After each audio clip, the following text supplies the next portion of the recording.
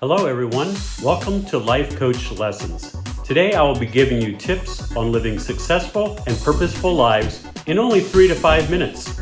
I'm Scott Miller, a certified retirement life coach from Hixon Zuercher Capital Management. Well, hello everyone, and welcome to episode number 27 of Life Coach Lessons. We're at the end of the month of November, and this is our last question of dealing with the topic of social connections. We've been answering questions for 2 months now on this topic. It's a really big topic when we think about the idea of relationships. And today we have another question to dive into, I think, which is another really interesting question. And it has to do with the idea of place, where we live, which is really important to us as we enter into the second half of our life. And that question goes something like this: is it possible to enjoy retirement with grown children still living in home? And this is an interesting question that I get asked a lot. The short answer to that is yes, it is possible for you to enjoy retirement, even if you have grown children still living at home with you. But here's some suggestions. I think there's some things that you really need to think through, and I'm going to give you 6 different points that comes from an article that is from Joyce Marta. Joyce Marta is a psychotherapist, and we will actually include a link in the show notes to this article. But I just want to go through some points that she puts into this article that I think are really some important parts of answering this particular question.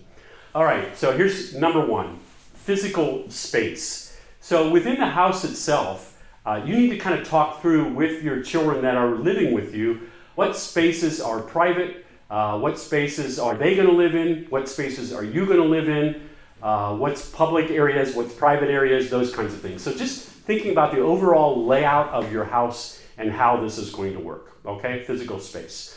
Number 2, rules of the house. What are the rules of the house regarding cleanliness and maybe curfew, common spaces, noise limitations, policy on guests? Just different things like that.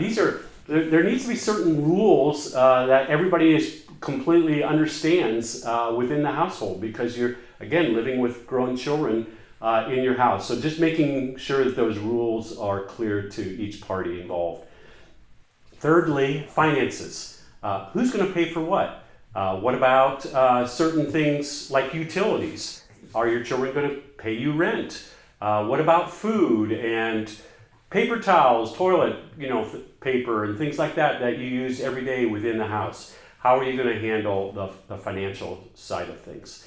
And then fourthly, there are chores. What about the chores that need to be done around the house? Cleaning, picking up leaves outside, mowing the yard, lots of different things that come into play when it comes to taking care of a house. Who's going to do those chores, and how are you going to divide those chores out? And then fifthly, privacy.